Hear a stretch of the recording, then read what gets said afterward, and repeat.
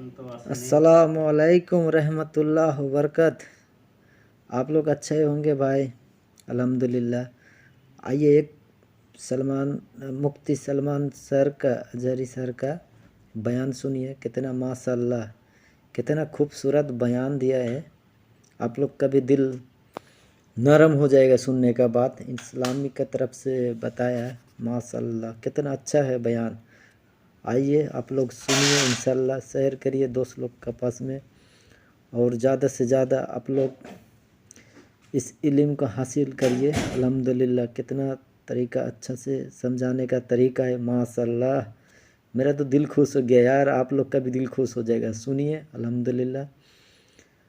आइए देखिए, आपको स्टार्ट करते हैं हम दिखाने के लिए। ज़्यादा हम बात नहीं करेंगे, ज़्यादा टाइम पास नहीं करेंगे, ताकि आप लोग को भी अच्छा नहीं लगे हैं। तो जो काम है जल्दी से जल्दी इंशाल्लाह स्टार्ट करिए। और एक बात भूल गए थे, मेरा नाम सद्दाम हुसैन है। मैं इंडिया से बिलोंग करता हूँ। मैं दुबई में रहता हूँ, काम करता हूँ दुबई में, अबू धाबी सिटी में। इंशाल्लाह हम लोग सब अच्छा है, आप लोग भी अच्छा रहिए। थोड़ा ज़्यादा से ज़्यादा इसको देखिए, फॉलो करिए हैं। और हम लोग को गर्व होना चाहिए कि कितना अच्छा बयान हम लोग को तोड़ मटोड़ के समझाता है यार, दिल खुश हो जाता है माशाल्लाह। ठीक है, माशाल्लाह स्टार्ट करते हैं, आइए इंशाल्लाह। बेटे के इंतकाल के वक्त जब आपको ख़बर दी जाती तो यही कहते कि मेरा कुछ भी नहीं गया, रब तबारक व तआला ने दिया था और उसने वापस ले लिया, मुझे किस चीज़ का गम है।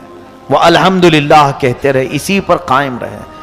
जाहिर सी बात है, औलाद की मोहब्बत, माल की मोहब्बत फितरत में आ ही जाती है। ये बहुत कठिन मरहला होता है कि सब्र कर ले जाना। बोलने के लिए बड़ा आसान है, बोलना आसान है, अमल करके दिखाना ये बहुत कठिन मरहला है। किसी की जुदाई बर्दाश्त करना ये सबके बस का बात काम नहीं। उसके बाद उनकी ये अहले खाना सारे जब दुनिया से रुखसत हो गए, कुछ भी बाकी नहीं था सिवाय आपके एक छोटे से घर के और आपकी एक वफाशियार बीवी हज़रत बीबी रहमत, उनको जमीला भी कहा गया है। हज़रत बीबी रहमत आपके साथ रहीं खिदमत करते हुए, बाकी कोई नहीं था। हज़रत अय्यूब अलैहिस्सलाम फिर चंद दिनों के बाद खुद आपको अलालत बीमारी ऐसी आई कि बुखार बढ़ता गया बढ़ता गया बढ़ता गया, इतना कि आपका जिस्म बुखार से गल गया पूरा। लेकिन उस हालत में भी आप बारगाह रब्बुल इज़्ज़त में पूरी रात खड़े होने की कोशिश करते। आप लकड़ी के सहारे, दीवार के सहारे खड़े होते थे और गिर जाते थे रात को इबादत करते करते। फिर एक वक्त ऐसा भी आया कि आपके जिस्म में सब दरारें पड़ गई थी, गोश्त कट कट के गिरने लगा। और जब आपको सुलाया जाता, फिर उठाया जाता, तो आपकी चमड़ी बिस्तरे से लग जाती थी। जिस्म मुबारक में इस कदर गलन आ गई थी, यानी गल गया था बुखार की तपिश से, गरम से। इस हालत में आप सोए रहे। फिर अब खड़े होने की भी ताकत नहीं थी, तो लेटे हुए अपनी जुबान से अल्हम्दुलिल्लाह अल्हम्दुलिल्लाह कहते रहे। एक दिन भी शिकायत नहीं की, एक दिन भी नहीं कहा मेरा तो सब लुट गया, मैं क्या था, कैसा था, कहाँ आ गया, कुछ भी नहीं। उस हालत में भी बिस्तर पर रब तबारक व तआला के शुक्र में मसरूफ है। इसीलिए तो सब्र और शुक्र ये दो चीज़ें बहुत हल्की चीज़ें हैं कहने को, लेकिन अमल में उतनी ही भारी हैं, बहुत भारी हैं। सब्र कर ले जाना और शुक्र कर ले जाना ये औलिया इकराम, अंबिया इकराम की आला आदतों में से है। अगर किसी को लग गई ये आदतें, समझ लो कि वो बहुत बड़ा मकाम हासिल कर लिया, बहुत बड़ा मकाम हासिल किया, वरना हर एक के बस की बात है ही नहीं है। मेरे अजीज़ों, सैयदना अय्यूब अलैहिस्सलाम इसी हालत में सोए रहे सोए रहे। फिर एक वक्त ऐसा आया कि आपकी ज़ुबान कट गई, ज़ुबान कट गई जगह जगह से, ज़ुबान हिलती नहीं थी। इस हालत में भी उनकी वफाशियार खातून हज़रत बीबी रहमत उन्हें छोड़कर नहीं गई।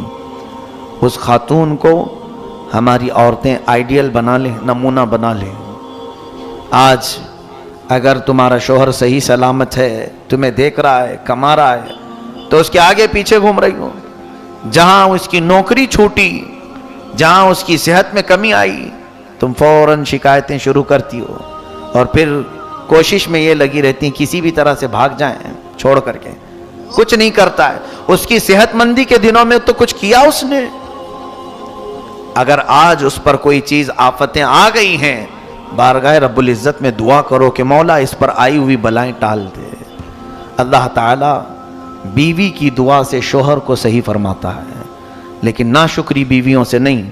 और हदीस पाक में ये भी है, हुजूर सल्लल्लाहु अलैहि वसल्लम फरमाते हैं, मैंने जहन्नम में अक्सर औरतों को देखा मेराज की रात में। सहाबा से सहाबियात उस वक्त जो मौजूद थीं हुजूर से पूछती हैं, या रसूल अल्लाह क्यों औरतें ज्यादा क्यों थी? अल्लाह के नबी फरमाते यकफुरनल अशीर, कि वो अपने शोहरों की नाशुक्री बहुत करती हैं, नाशुक्री। और हुजूर ने ये लफ्ज भी बता दिया हदीस पाक में कि जिंदगी भर उसके साथ उसका शोहर अच्छा करता है, कभी उसकी ख्वाहिश के मुताबिक कोई काम नहीं किया तो वो पूरे कामों को यूं कह देती है, कब तुमने मेरे साथ अच्छा किया। ये जुमला उसको जहन्नम में ले जाएगा। ये तो आदत सी बनी हुई है घरों में। मेरी बहनें, इज्जत मुआब ख़वातीन, इन तमाम चीज़ों से परहेज़ करो।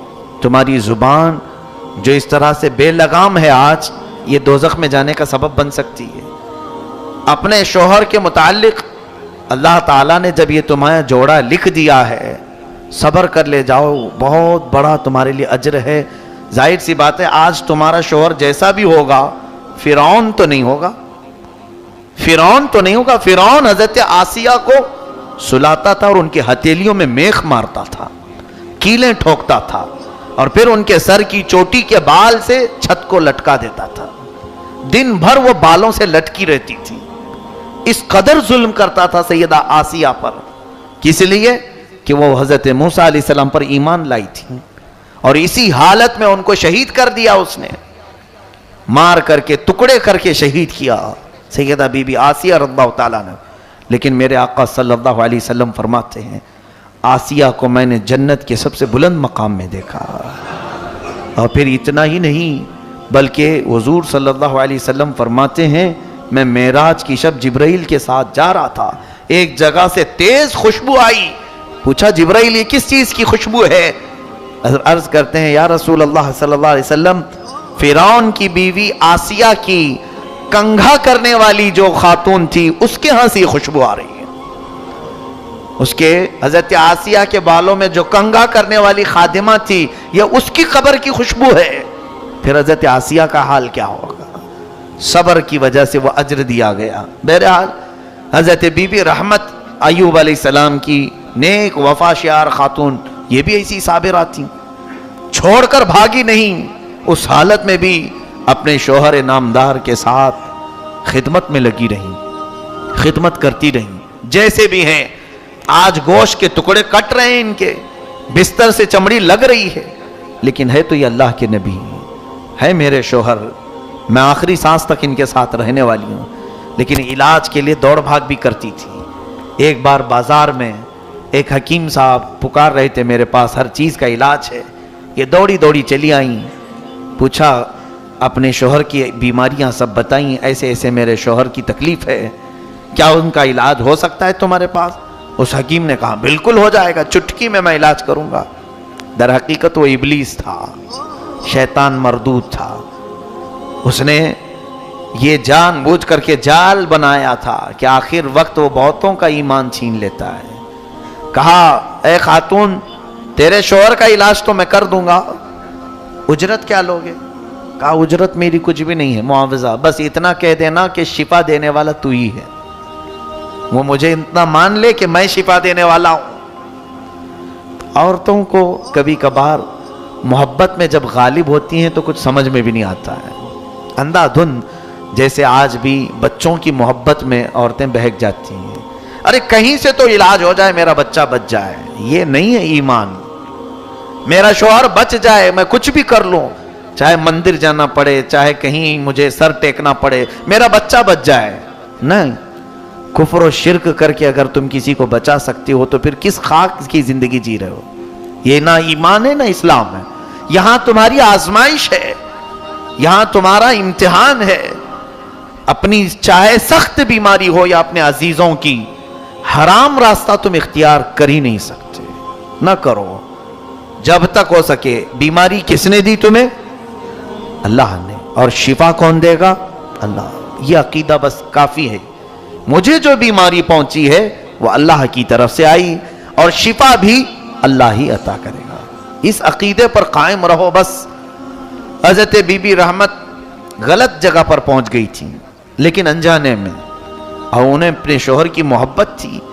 ان کو خیال بھی نہیں آیا کہ یہ کیا گمراہ کرنے کی بات کیا ہے, کچھ نہیں سوچا انہوں نے. دوڑتی دوڑتی آئی, اپنے شوہر سے کہہ دیا اب آپ کا علاج ہو جائے گا, اب گھبرائیے مت, میں نے اچھا ڈاکٹر تلاش لیا ہے, اچھا حکیم مل گیا ہے. کہا کیا؟ کہاں سے حکیم ملا؟ کہا بازار میں ایک بہت بڑے بزرگ ہیں, اچھے حکیم ہیں. کہا اجرت تم کہاں سے دو گی؟ ہمارے پاس تو کچھ ہے نہیں. کہا نہیں, وہ اجرت بھی نہیں لیں گے. انہوں نے اتنا ہی کہا ہے کہ بیماری صحیح ہونے کے بعد آپ اتنا کہہ دیں کہ شفا دینے والا تو ہے. جلال میں آ گئے ایوب علیہ السلام بیماری کے عالم میں. کہا اے جمیلہ, تم کسی حکیم کے پاس نہیں, ابلیس لعین کے پاس گئی تھی. اللہ کی قسم, سنو, ایوب علیہ السلام قسم کھاتے ہیں, اللہ کی قسم اگر میں صحیح ہو گیا تو تجھے 100 کوڑے ماروں گا. بیماری میں ایک ہی عورت ساتھ رہی ہے, کوئی نہیں ہے. اس کے باوجود یہ ایمان کی اعلیٰ مثال اگر کہیں ملتی ہے تو نبیوں کے دربار میں. ان کو کسی سے کوئی پرواہ نہیں ہے کہ یہ چھوڑے گا وہ چھوڑے گا, مجھے کچھ نہیں. مخلوق سے ان کی کوئی پرواہ ہی نہیں ہوتی. وہ نبی اللہ تھے, اللہ کے نبی تھے. ان کا عقیدہ تو اپنے رب کے ساتھ بڑا مضبوط تھا. جاتا ہے کوئی تو جائے, میرا مولا مجھے پرورش کرے گا. بی بی رحمت کو آپ نے قسم کھا کر کے کہا, تب بھی وہ بھاگ کر کے نہیں گئیں. ایک تو بیماری میں تمہارا اچھا کرنے گئی اور الٹا تم مجھے مارنے کی بات کر رہے ہو, اور وہ بھی قسم کھا لیا کہ مجھے 100 کوڑے مارو گے.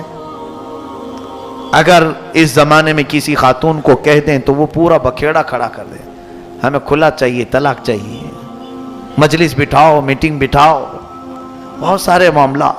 یہاں پر ایک چیز سیکھنے کو ملتی ہے کہ اگر ایمان میں مرد مضبوط ہو, اپنی عورتوں کے متعلق یہ کہہ دے چاہے ہمارے گھر میں کچھ بھی ہو جائے, غلط راستے کے ذریعے سے کوئی چیز ہمارے گھر نہ پہنچے گی.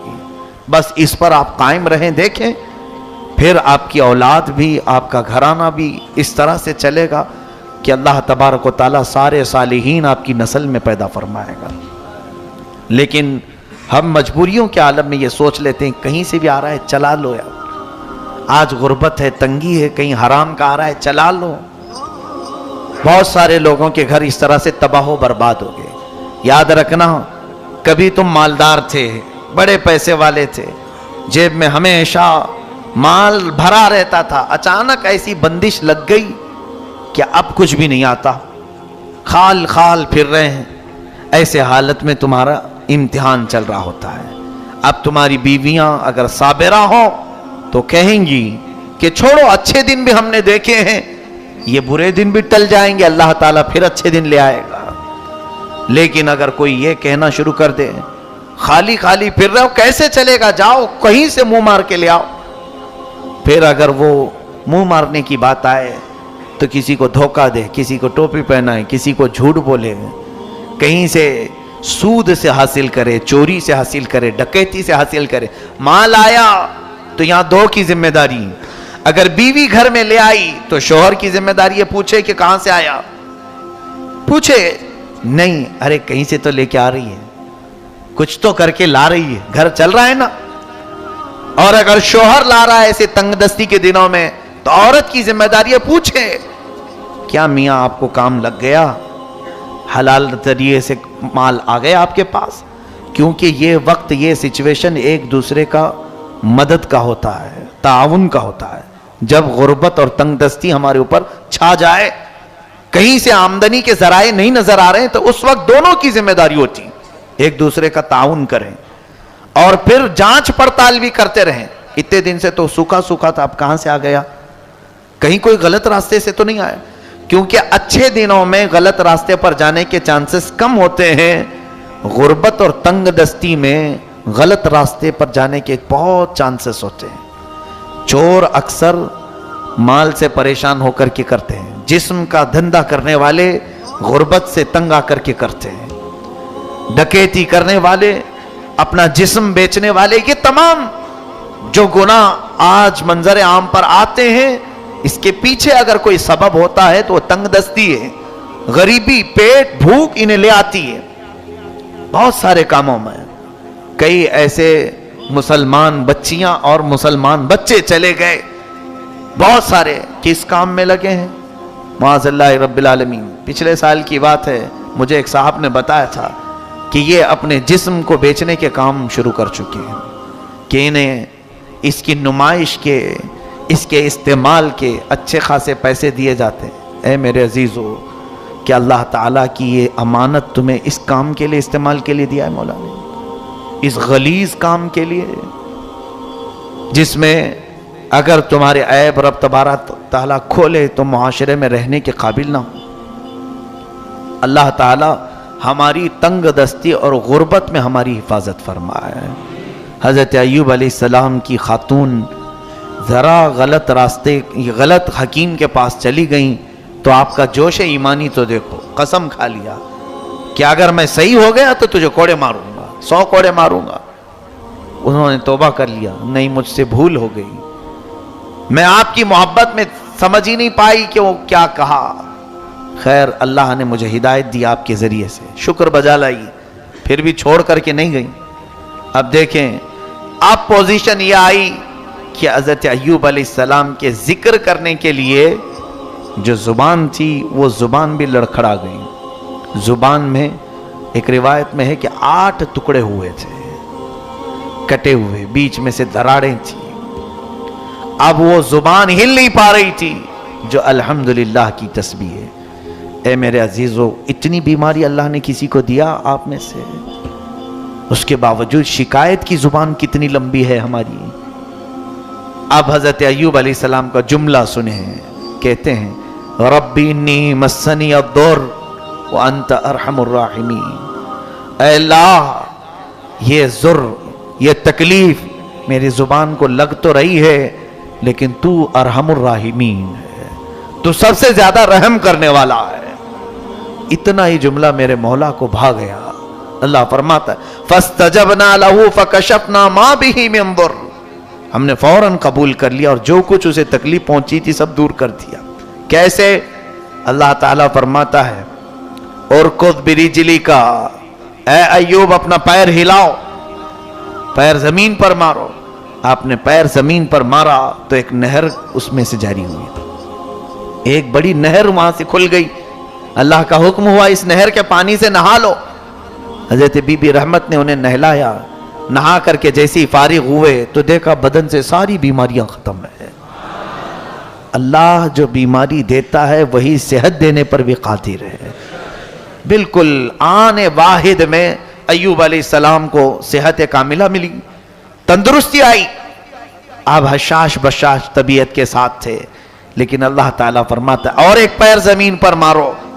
آپ نے دوسرا پیر زمین پر مارا تو اللہ تبارک و تعالیٰ فرماتا ہے آتیناہ اہلہ ومثلہ معہم، ہم نے ایوب کو اس کی پوری اولاد دوبارہ زندہ کر کے دے دی، بلکہ اتنی ہی مال اور ہم نے اسے دے دیا جو پہلے تھا۔ حضرت ایوب علیہ السلام آزمائش میں کامیاب ہو گئے، امتحان میں کامیاب ہوئے۔ اب رب تعالیٰ نے فرشتوں سے فرمایا اے فرشتوں، تم کہتے تھے کہ میں نے اسے مال بہت دیا اس لیے یہ عبادت میں رہتا ہے، کیا تم نے دیکھا اس کو بیماریوں کی اعلیٰ درجے تک میں نے تکلیف دے دی، پھر بھی اس کی زبان لڑکھڑائی نہیں شکایت میں، میرے شکر میں ہی یہ بندہ رات گزارتا رہا۔ حق ادا فرمایا سیدنا ایوب علیہ السلام نے۔ لیکن اب اس کے بعد کی بات دیکھیے، حضرت ایوب علیہ السلام قسم کھائے تھے بیماری میں، اب وہ کوڑا مارنے کے لیے بیٹھ بھی گئے۔ بی بی رحمت کو کہا کہ میں نے قسم کھا لیا۔ قسم کو معمولی مت سمجھیں، جو روز مرہ آپ کھا لیتے ہیں، قسم کھانے کے بعد اگر کوئی پوری نہیں کیا تو قرآن کا حکم سنیے فکفارتہ اطعام 10 مساکین، پھر اسے 10 مسکینوں کو کھانا کھلانا پڑے گا، یا پھر کپڑے پہنانے پڑیں گے، او کسوتہم او تحریر رقبہ، فمن لم یجد فصیام 3 ایام، اور اگر 10 مسکینوں کو کھانا نہیں کھلا سکتا تو قسم توڑنے کے کفارے میں اسے 3 روزے رکھنے پڑیں گے۔ یہاں پتہ نہیں کتنے لوگ صبح سے شام تک ماں کی قسم، باپ کی قسم، اس کی قسم، اس کی قسم، یہ عادت سی ڈال لی ہے۔ اور حدیث پاک کے الفاظ یہ بھی سن لیجئے کہ منافق کی علامت یہ ہے کہ وہ ہر بات پر قسم کھایا کرتا ہے۔ منافق کی علامت کہ وہ اپنے کاروبار میں بیچنے کے لیے قسم کھا کر کے بیچتا ہے۔ لا تجعلوا اللہ عرضۃ لایمانکم، اللہ کو اپنی قسموں کا نشانہ نہ بناؤ، اللہ فرماتا ہے۔ قسم کھانے کی جو ضرورت ہے وہ بہت الگ چیز ہے، جہاں یقینی بات کہی جاتی ہے وہاں پر قسم یاد کی جاتی ہے۔ اب سنیے، نبی کی قسم ایسے نہیں ہوتی کہ کھا لیے اور چھوڑ دیے، ایسا تو چلتا رہتا ہے نہ، اس کو پورا کرنے کے لیے بیٹھے۔ اب 100 کوڑے عورت کو ماریں گے تو مری جائے گی۔ بی بی رحمت اور اتنی وفا شعار خاتون کی بیماری میں بھی ساتھ نہ چھوڑی، لیکن کیا ہے، حضرت ایوب علیہ السلام نے جو کوڑے مارنے کی قسم کھائی اس کو پورا کرنے بیٹھے ہی تھے کہ اللہ تعالیٰ کو رحم آیا، مولا تعالیٰ نے جبرائیل امین کو بھیجا، کہا ہے جبرائیل جاؤ، میرا بندہ اپنی قسم پوری کر کے رہے گا، کیونکہ انہوں نے قسم یاد کی، قسم کھایا ہے تو یہ پوری کر کے رہیں گے۔ ان سے کہہ دینا خذ بیدک ضغطا فاضرب بہ ولا تحنث انا وجدناہ صابرا۔